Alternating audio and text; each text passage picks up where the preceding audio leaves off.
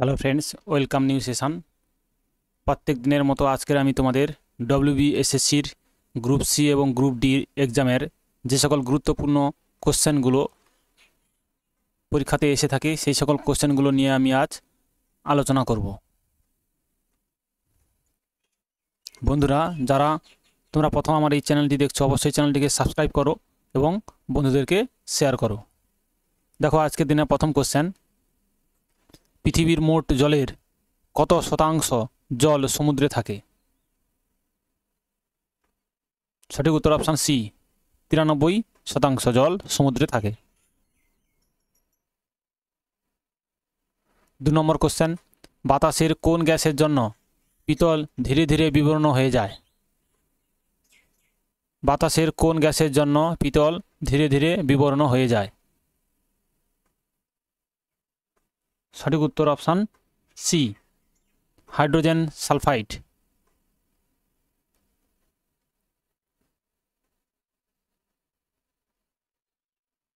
3 নম্বর question, SO2 এবং NO2 বায়ুতে কিসের মাত্রা বৃদ্ধি করে?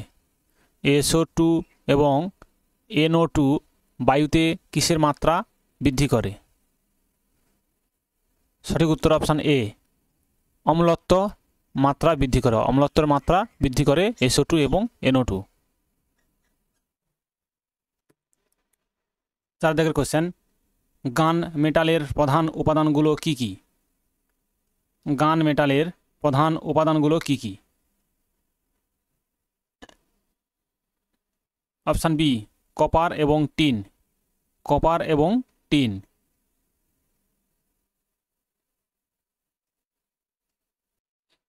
5 দাগের কোশ্চেন, নরম্যান বোরলগকে 1970 সালের নোবেল পুরস্কার দেওয়া হয় কেন?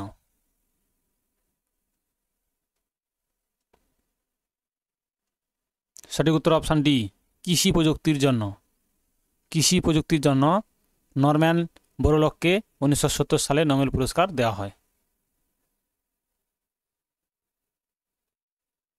6 নম্বর কোশ্চেন, কোন কয়লাতে উদ্ভিদের ছাপ পরিষ্কার বুঝতে পারা যায়?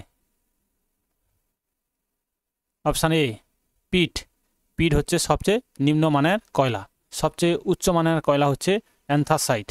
এটা হচ্ছে সবচেয়ে উচ্চমানের কয়লা। তারপরে হচ্ছে 2 নম্বর হচ্ছে বিটুমিনিয়াস, 3 নম্বর হচ্ছে লিগনাইট এবং 4 নম্বর হচ্ছে পিট। এই পিট হচ্ছে সবচেয়ে নিম্নমানের কয়লা। এই কয়লাতে উদ্ভিদের ছাপ পরিষ্কার বুঝতে পারা যায়।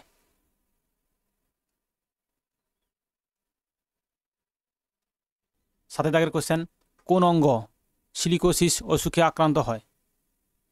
কোন অঙ্গ সিলিকোসিস অসুখে আক্রান্ত হয়? অপশান বি, ফুসফুস।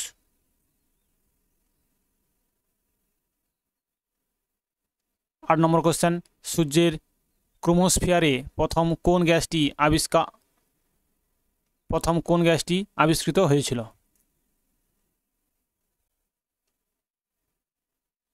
সঠিক উত্তর অপশান সি, হিলিয়াম।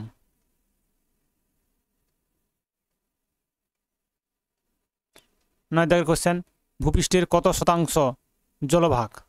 ভূপৃষ্ঠের কত শতাংশ জলভাগ? Option D, 71.04%। 10 দাগের কোশ্চেন, নিচের কোন অধাতু ঘরের তাপমাত্রায় তরল অবস্থায় থাকে?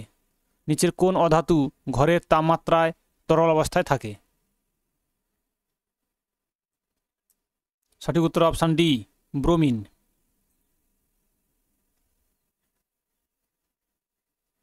11 দাগের কোশ্চেন, বাতাসের গতিবেগ কোন যন্ত্রে মাপা হয়? বাতাসের গতিবেগ কোন যন্ত্র দিয়ে মাপা হয়?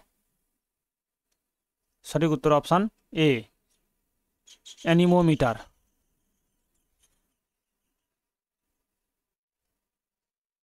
12 দাগের কোশ্চেন, গোবর গ্যাসের মূল উপাদান কি?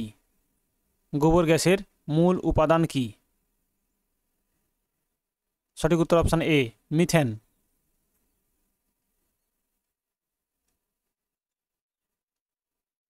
13 নম্বর কোশ্চেন, বিশ্ব ওজোন স্তর সংরক্ষণ দিবস হিসাবে কোন দিনটি পালন করা হয়? বিশ্ব ওজোন স্তর সংরক্ষণ দিবস হিসাবে কোন দিনটি পালন করা হয়? সঠিক উত্তর অপশান সি, 16ই সেপ্টেম্বর। 16ই সেপ্টেম্বর বিশ্ব ওজোন স্তর সংরক্ষণ দিবস হিসাবে পালন করা হয়।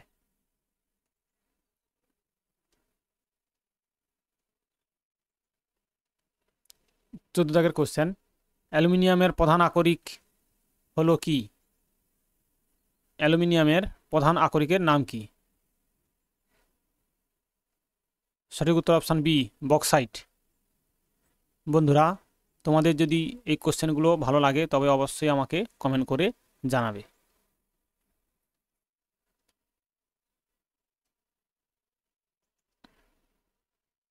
15 দাগের কোশ্চেন, সাইল্যান্ড ভ্যালি আন্দোলন সংগঠিত হয়েছিল কোথায়?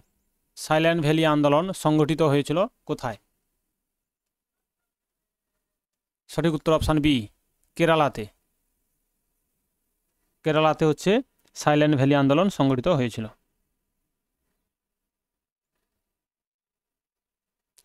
16 দাগের কোশ্চেন, জার্মান সিলভার হলো একটি কি? জার্মান সিলভার হলো একটি কি? সঠিক উত্তর হবে অপশান সি, এক ধরনের সংকর ধাতু। এক ধরনের সংকর ধাতু হচ্ছে জার্মান সিলভার। 17 দাগের কোশ্চেন, কোন গ্যাসটির জন্য তাজমহল তার সৌন্দর্য হারাচ্ছে? কোন গ্যাসটির জন্য তাজমহল তার সৌন্দর্য হারাচ্ছে? সঠিক উত্তর option C, SO2 sulphur die oxide. এছাড়াও CFC এবং CO2 এই সকল গ্যাসের কারণেও তাজমহল তার সৌন্দর্যও হারাচ্ছে। 18 দাগের কোশ্চেন, নিচের ধাতুগুলোর মধ্যে কোনটি সবচেয়ে হালকা? সবচেয়ে হালকা ধাতু কোনটি? সঠিক উত্তর অপশান এ, লিথিয়াম। লিথিয়াম হচ্ছে সবচেয়ে হালকা ধাতু।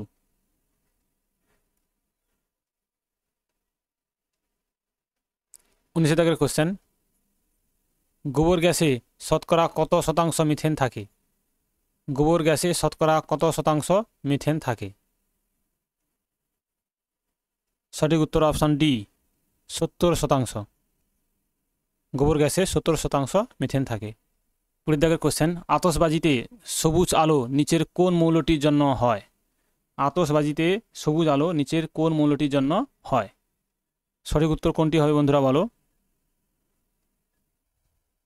সঠিক উত্তর হবে অপশান ডি, বেরিয়াম। এই বেরিয়ামের জন্য আতশবাজিতে সবুজ আলো সৃষ্টি হয়। বন্ধুরা, আজ এই পর্যন্ত। পরের দিন আবার তোমাদের নতুন কোশ্চেন নিয়ে আসবো। থ্যাংক ইউ, ধন্যবাদ।